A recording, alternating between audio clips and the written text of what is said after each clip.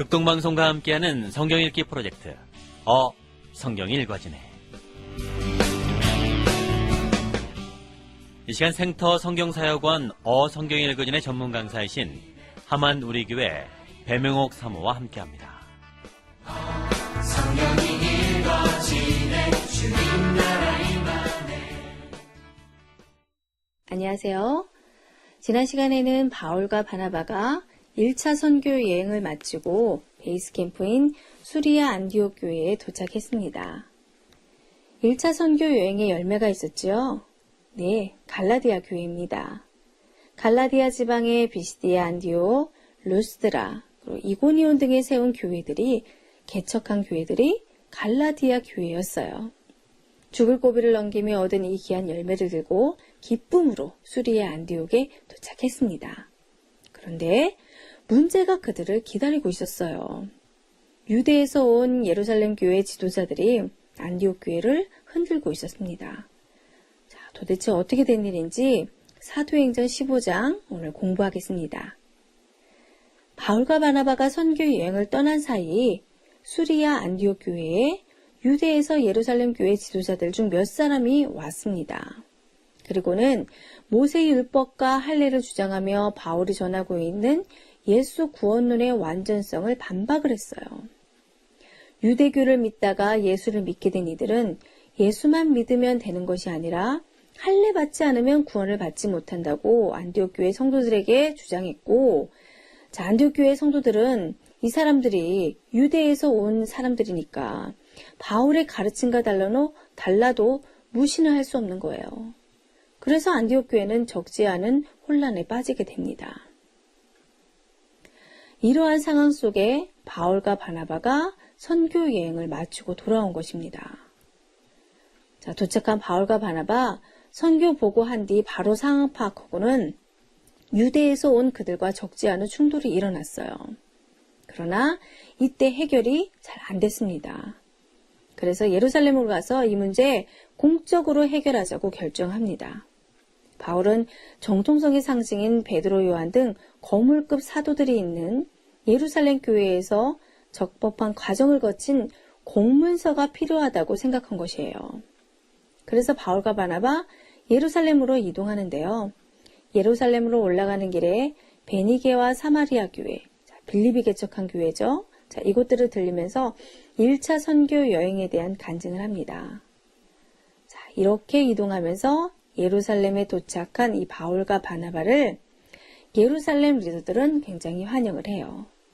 자, 환영받고 바울과 바나바 그들에게 1차 선교 여행에 대한 결과를 마찬가지로 보고합니다.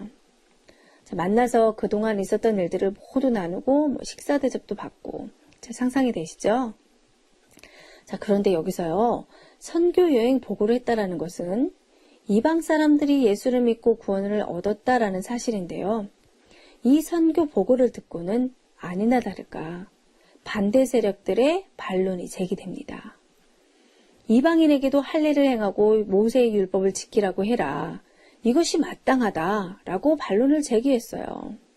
자, 이들이요, 수리아 안디옥으로 왔던 그 사람들입니다. 그런데 이 사람들이 예수를 안 믿는가? 아니에요. 믿습니다. 그런데도 모세의 율법도 지키게 해야 한다라고 하는 사람들이에요. 사실 이제까지 유대에서 예수님을 믿어도 모세의 율법을 믿었던 사람이 금방 전환이 안 되는 것이죠.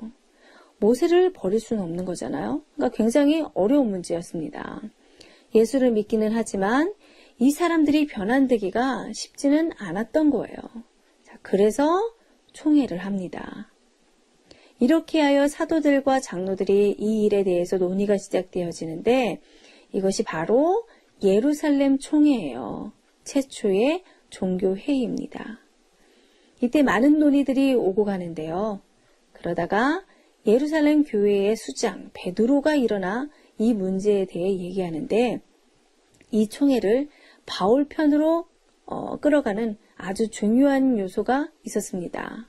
자, 그것이 무엇일까요? 바로 베드로의 고넬료 사건이에요.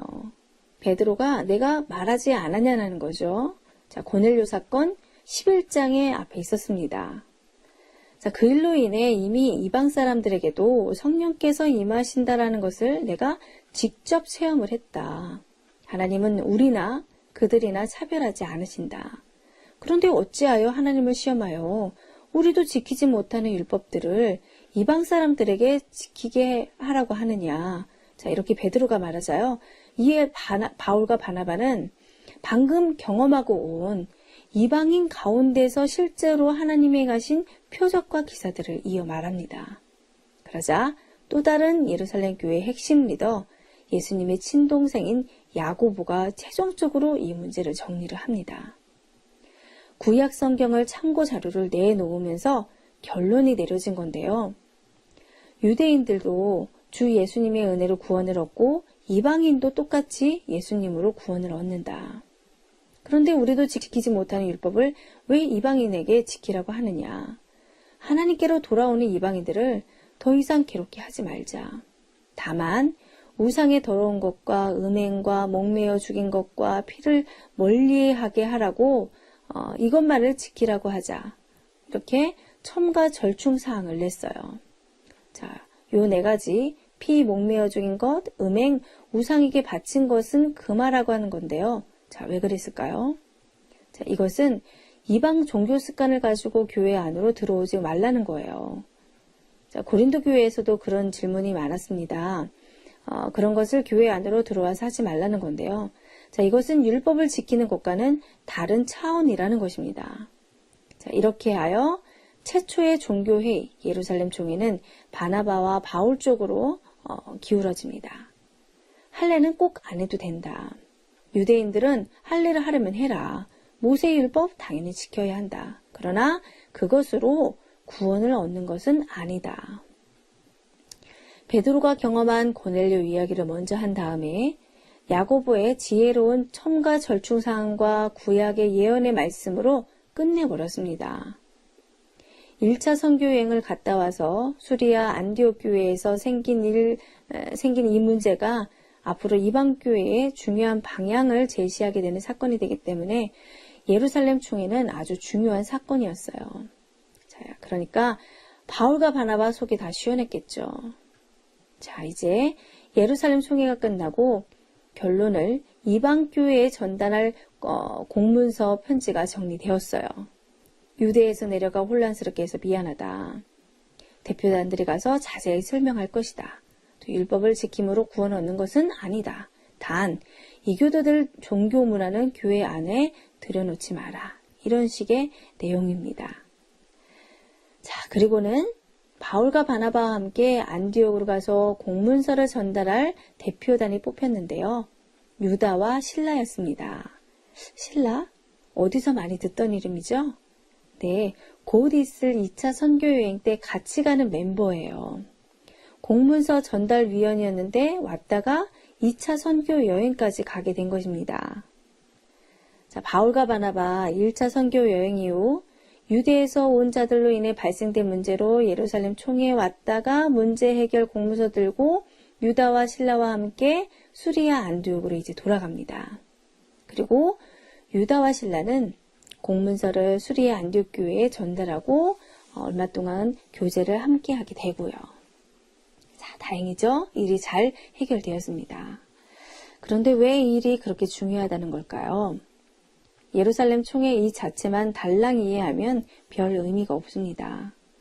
우리가 구약을 읽을 때 예언서에 써있는 토픽 중 아주 중요한 것이 이방인, 모든 민족, 열방, 이와 같은 단어들이었어요.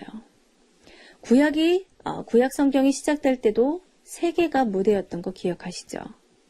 창세기 12장에서 이스라엘이라는 나라가 시작되는 이유도 너로 인하여 모든 민족이 복을 얻기 위해서였습니다. 구약의 끝도 제국이라는 세계사 속에서 생긴 일이고요. 그리고는 신구약 중간시대를 지나 지금 로마 시대에 와 있어요. 그렇다면 이 예루살렘 총회의 방향도 세계, 열방, 국제 무대여야 한다는 것은 마땅한 결과입니다. 이런 의미에서 볼 때 사도행전이라는 책은요. 창세기에서 흘러내려오는 일련의 주제를 완성시키는 책입니다. 사도행전이 드디어 그토록 기다렸던 열방을 향하는 것입니다. 하나님의 열방의 소원을 이뤄주는 책이니 성경 목록 중 효자책이죠. 이 과정 중의 주인공이 바울, 열방의 사람인 거고요. 이 종교회의가 열방을 끌어안는 아주 중요한 회의였습니다. 자, 문제 잘 해결되었는데요. 다음 이야기 궁금하시죠? 자, 내일 이어집니다.